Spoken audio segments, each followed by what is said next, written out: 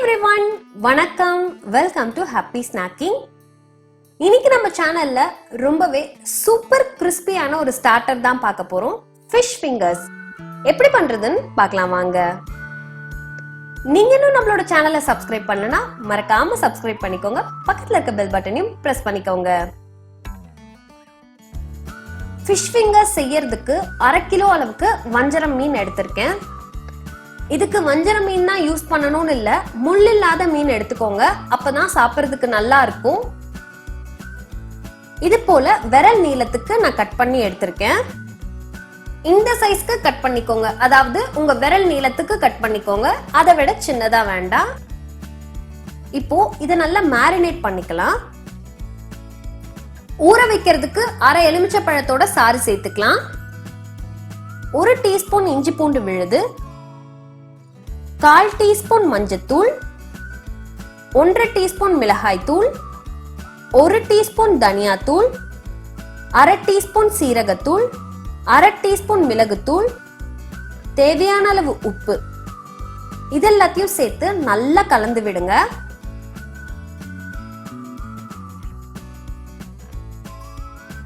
நல்லா கலந்தாச்சு. இத 1/2 மணி நேரத்துக்கு நான் ஊற வைக்கிறேன். அப்பதான் இந்த மீனுக்குள்ள மசாலாலாம் நல்லா இறங்கி உங்களுக்கு சாப்பிட்றப்ப நல்லா ஜூசியா இருக்கும். இல்லைன்னா வெறும் மீன் வாசனை மட்டும் வரும், அது நல்லா இருக்காது. 1/2 மணி நேரம் ஆயிடுச்சு. நம்ம இப்போ மேல் மாவு ரெடி பண்ணிடலாம். இதுக்கு ஒரு முட்டை, கொஞ்சமா மிளகுத்தூள், இதை நல்லா பீட் பண்ணி வச்சுக்கோங்க. நம்ம ஊற வச்சிருக்க மீன்ல இருந்து ஒன்னு எடுத்து கொஞ்சமா கார்ன்ஃப்ளவர் மாவுல புரட்டி எடுத்துக்கலாம். இது போல நல்லா புரட்டி எடுத்துக்கோங்க. நல்லா புரட்டியாச்சு. அடுத்து நம்ம ரெடி பண்ணி வச்சிருக்க முட்டையில டிப் பண்ணி எடுங்க. இது போல நனைச்சு எடுத்துக்கோங்க. அவ்வளவுதான், ரொம்ப நேரம்லாம் உள்ள வைக்க கூடாது. அடுத்து இதை எடுத்து பிரெட் கிரம்ஸ்ல வச்சிடலாம். இது போல இன்னொன்னு ரெடி பண்ணிக்கலாம். நல்ல கார்ன்ஃப்ளவர்ல புரட்டி எடுத்து முட்டையில டிப் பண்ணி பிரெட் கிரம்ஸ்ல வச்சிருங்க. இப்போ பொறுமையா இந்த பிரெட் கிரம்ஸ்ல நல்லா ரோல் பண்ணி எடுங்க. அழுத்தம் கொடுக்க கூடாது, மீன் வந்து சீக்கிரமாவே உடைஞ்சிரும். அதனால பொறுமையா ரோல் பண்ணி எடுங்க.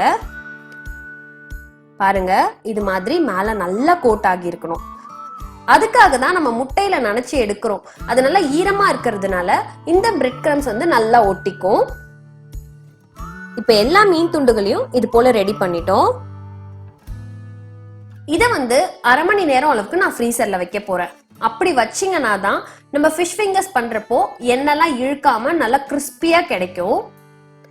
உங்களுக்கு நேரம் இல்லைன்னா ஒரு 10 நிமிஷம் அளவுக்காவது ஃப்ரிட்ஜில் வச்சு எடுத்து பண்ணிக்கோங்க, அப்பதான் இன்னும் நல்லா இருக்கும்.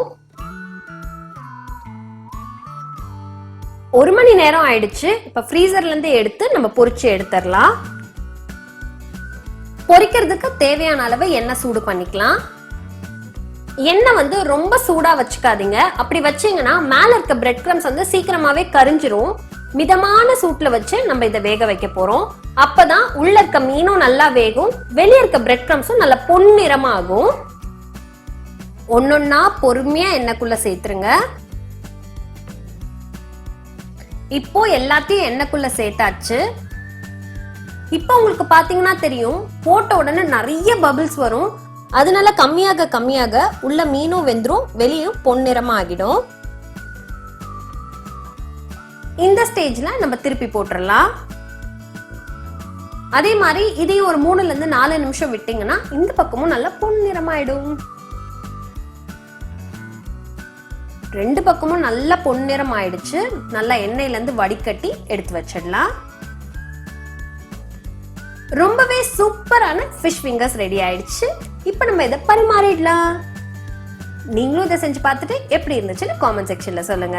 உங்களை இன்னொரு வீடியோல இன்னொரு இன்ட்ரெஸ்டிங்கான ரெசிபியோட நான் சந்திக்கிறேன். Until then, it's bye from Sudha Sampath. Bye bye.